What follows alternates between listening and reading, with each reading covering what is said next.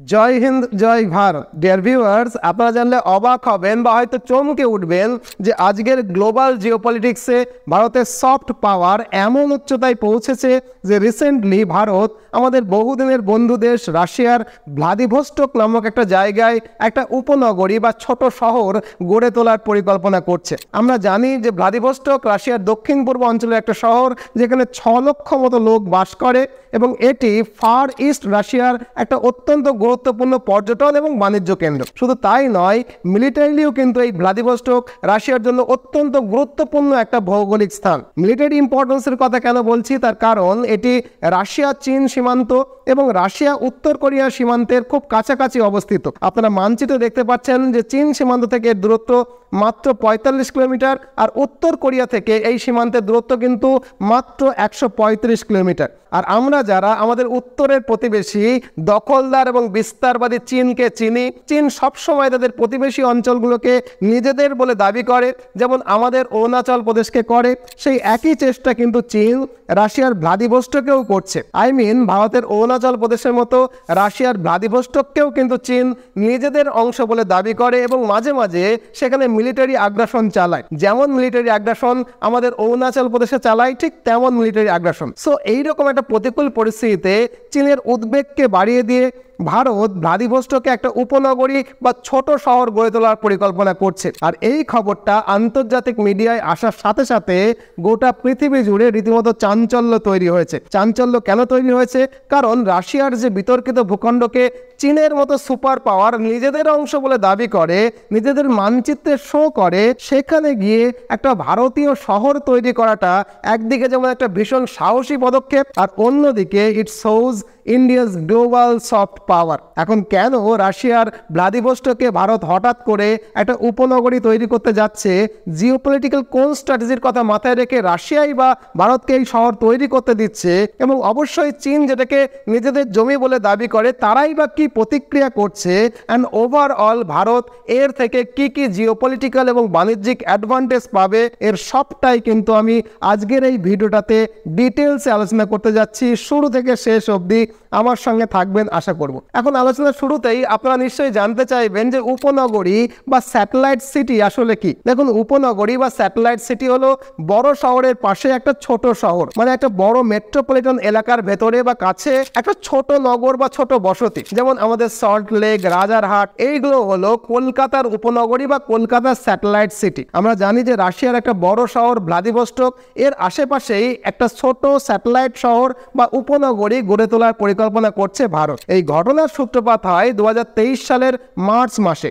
এই সময় রাশিয়ার আর্কটিক রিজিয়ন উন্নয়ন মন্ত্রী অ্যালেক্সি শুচুনকভ ভারত সফরে আসেন এবং নিউ দিল্লিতে তার সঙ্গে সাক্ষাৎ হয় ভারত সরকারের পোর্টস, শিপস এবং ওয়াটারওয়েজ মন্ত্রী সর্বানন্দ সোনোয়ালের সঙ্গে। এই বৈঠকে ভারত এবং রাশিয়ার মধ্যে বেশ কয়েকটা প্রকল্প নিয়ে আলোচনা হয়, যার মধ্যে একটা ছিল ভ্লাদিভস্টকে যৌথভাবে একটা উপনগরী শহর গড়ে তোলা। ভারত এবং রাশিয়া দুই পক্ষই কিন্তু এই প্রকল্পের ব্যাপারে সহমত সেই সময় তৈরি করেছিল। কেন তৈরি করেছিল? কারণ আমরা জানি যে বিস্তারবাদী চীন যেমন ভারতের অরুণাচল প্রদেশকে দক্ষিণ তিব্বতের অংশ বলে দাবি করে, তেমন একইভাবে চীন মাঞ্চুরিয়াকেও কিন্তু চীনের অংশ বলে দাবি করে এবং মাঞ্চুরিয়ার অংশ হিসাবে ভ্লাদিভস্টককেও তারা নিজেদের অংশ বলে দাবি করে এবং এর নতুন একটা নামকরণও তারা করে ফেলেছে, যেটা হলো হাসান ওয়েজ। শুধু চীন সরকার নয়, চীনের মিডিয়াও কিন্তু একই রকমের মত পোষণ করে। এমনকি চীনের পাঠ্যপুস্তক পর্যন্ত এই অংশটাকে চীনের নিজস্ব অংশ বলে দেখানো হয় বা পড়ানো হয়। শুধু এই একটা শহরই নয়,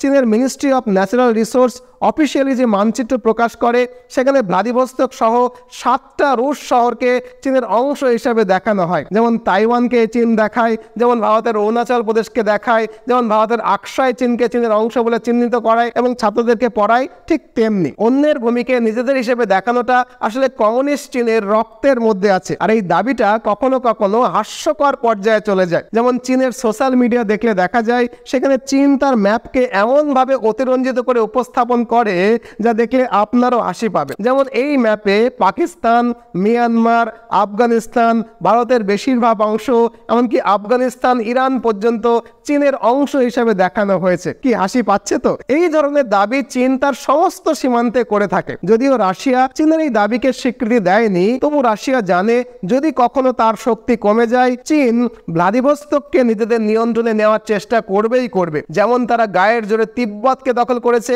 এখন যেমন গায়ের জোরে তারা তাইওয়ানকে দখল করার চেষ্টা করছে, তেমন ভাবে রাশিয়া যদি কখনো দুর্বল হয়, এই ভ্লাদিভস্তককেও তারা দখল করে নেবে। এখন আপনি প্রশ্ন করতেই পারেন যে রাশিয়ার মতো একটা সুপার পাওয়ার, সে দুর্বল হবে মানে? দেখুন, একে তো রাশিয়া এই মুহূর্তে একটা দীর্ঘমেয়াদী ইউক্রেন যুদ্ধে জড়িয়ে আছে। তারপরে আমরা জানি যে রাশিয়ার ওপরে আমেরিকার 1001টা অর্থনৈতিক স্যাংশন লাগিয়ে রাখা আছে। সব মিলিয়ে এই মুহূর্তে রাশিয়া খুব একটা শক্তিশালী অবস্থায় নেই। তাদের অর্থনীতি যে খুব একটা ভালো, এটা কিন্তু বলা যায় না। বলা ভালো, বর্তমানে রাশিয়া চীনের ওপরে অর্থনৈতিকভাবে অনেকটাই নির্ভরশীল। চীন 2000 সাল থেকে আজ পর্যন্ত রাশিয়াকে মোট $125 বিলিয়ন ঋণ দিয়ে রেখেছে। এই টাকা নিয়েই কিন্তু রাশিয়া তেল এবং প্রাকৃতিক গ্যাস উত্তোলনের ইনফ্রাস্ট্রাকচার তৈরি করেছে। আর আমরা জানি এই তেল এবং প্রাকৃতিক গ্যাসই হলো আজকের রাশিয়ার প্রধান আয়ের উৎস। এখন প্রশ্ন উঠতেই পারে যে এই পরিস্থিতিতে যখন চীন রাশিয়ার কাছে এতটা গুরুত্বপূর্ণ, তখন কেন ভ্লাদিভস্তকে ভারতের উপনগরী তৈরি করার প্রস্তাবে সায় দিচ্ছে রাশিয়া? এখানে বলে রাখি,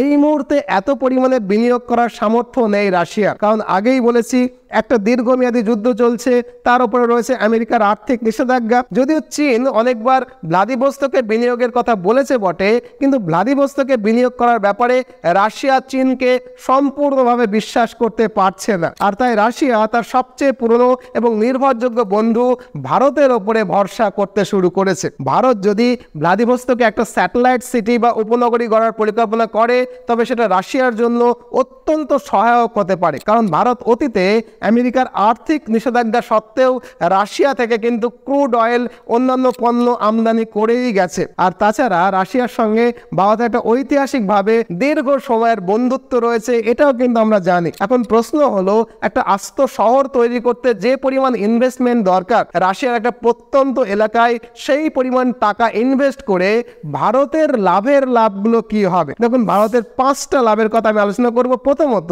রাশিয়ার পূর্বাঞ্চলে এমন অনেক কিছু রয়েছে যার কারণে ভারত সেখানে শহর এবং করিডোর তৈরি করতে এত বেশি আগ্রহী হয়ে উঠেছে। ওয়ার্ল্ড জিওগ্রাফি সম্পর্কে যাদের সামান্য ধারণা আছে তারা জানেন যে রাশিয়ার পূর্বাঞ্চল প্রাকৃতিক সম্পদে অত্যন্ত সমৃদ্ধ। এখানেই কিন্তু তেল এবং প্রাকৃতিক গ্যাসের একটা বড় মজুত রয়েছে। তাই এখন যদি ভারত এখানে তার প্রভাব বাড়াতে পারে, তাহলে ভারত এখান থেকে তেল এবং প্রাকৃতিক গ্যাস উত্তোলন করে নিজেদের শক্তির চাহিদা পূরণ করতে পারবে।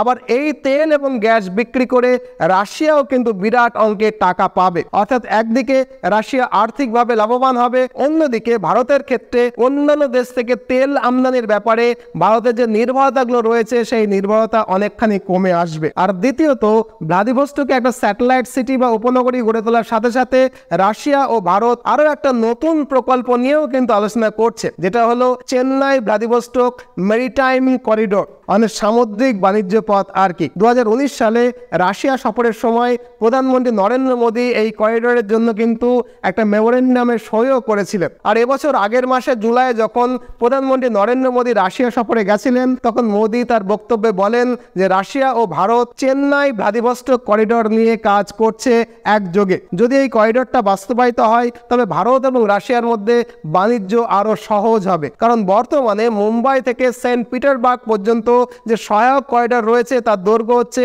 8675 নটিক্যাল মাইল, যেখানে চেন্নাই থেকে ভ্লাদিভস্তক এই নতুন করিডোরের দৈর্ঘ্য হবে মাত্র 5647 নটিক্যাল মাইল। মানে দূরত্বটা এক ধাক্কায় 30% কমে যাবে। আর এর ফলেই রাশিয়া এবং ভারতের মধ্যে সমুদ্র বাণিজ্যের গতিটা কিন্তু বেড়ে যাবে, কারণ জাহাজগুলো প্রায় 3000 নটিক্যাল মাইল কম দূরত্ব অতিক্রম করবে এবং এর ফলেই সাধারণ খরচের চেয়ে 30% সস্তা হয়ে যাবে ভারতের সমস্ত আমদানিকৃত পণ্য, যেটা রাশিয়া থেকে আমরা আমদানি করি, এবং আমাদের লাভও কিন্তু বাড়বে, কারণ কম খরচে আমরা রাশিয়া এবং সেখান থেকে ইউরোপে পৌঁছবো। তবে এই করিডোরের মাধ্যমে ভারত শুধুমাত্র রাশিয়ায় নয়, রাশিয়ার মধ্য দিয়ে ইউরোপেও কিন্তু ভারতের বাণিজ্য বৃদ্ধি পাবে। তাছাড়া প্যাসিফিক ওশানে রাশিয়ার সবচেয়ে বড় সিপোর্টও কিন্তু এই ভ্লাদিভস্তকই। এখানে প্রতি বছর 1 মিলিয়ন কন্টেনার ট্রাফিক আসে।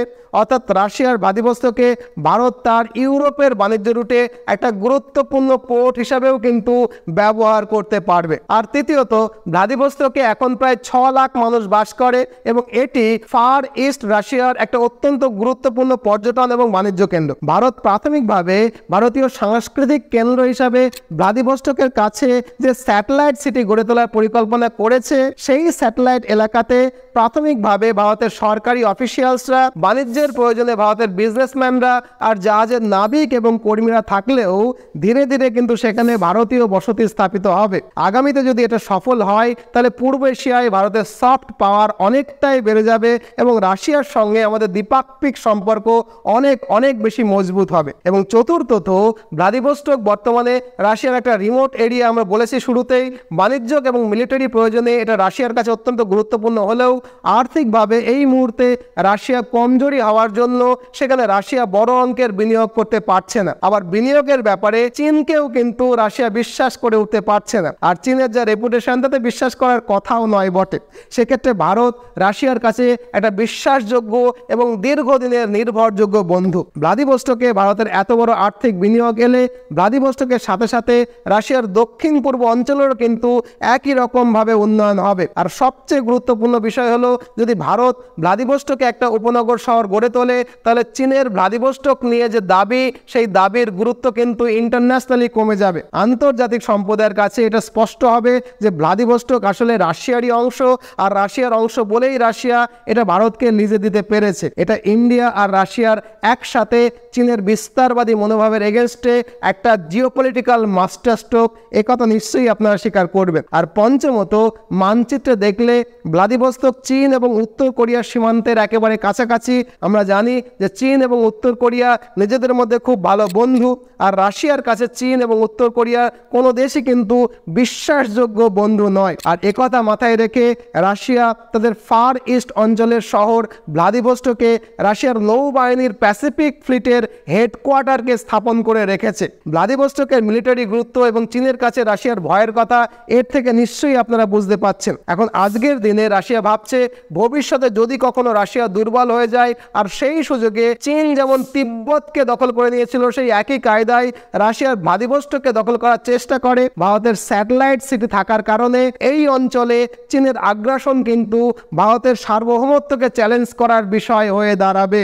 একসময় আমরা জানি যে 1971 সালে ভারত এবং পাকিস্তান যখন যুদ্ধরত, সেই সময় পাকিস্তানকে সমর্থন করে আমেরিকা যখন নৌবহর পাঠিয়েছিল, তার বিরুদ্ধে রাশিয়াও কিন্তু ভারত মহাসাগরে নৌবহর পাঠাতে শুরু করেছিল। হতে পারে সেই বন্ধুত্বের প্রতিদান হিসাবে আগামীতে চীন যদি ভ্লাদিভস্টককে দখল করার চেষ্টা করে, তাহলে আমরা ভারতীয়রাও, আমাদের ভারতীয় সরকারও কিন্তু ভ্লাদিভস্টককে রক্ষা করবার জন্য নৌবহর পাঠাবে। তো এই হলো সম্পূর্ণ আলোচনা। আশা করি সবটা খুব স্পষ্টভাবে আপনারা বুঝতে পেরেছেন। বাংলা ভাষায় এরকম জিওপলিটিক্যাল ভিডিও পেতে যদি আপনি নতুন হন, তাহলে এই চ্যানেলটাকে সাবস্ক্রাইব করে রাখতে পারেন। আর যদি অলরেডি আমাদের ভিউয়ার্স হয়ে থাকেন, তাহলে নিশ্চয়ই এই ভিডিওটাকে লাইক করতে ভুলবেন না। কমেন্ট বক্সে আপনার মূল্যবান কমেন্ট জানাবেন। প্রত্যেকের কমেন্ট কিন্তু আমি ব্যক্তিগতভাবে পড়ি। নতুন ভিডিও নিয়ে আবার অন্য কোনো একটা সময় দেখা হবে। আজ এ পর্যন্তই। ভালো থাকবেন, সর্বদা ভারতের পক্ষে থাকবেন। জয় হিন্দ, জয় ভারত।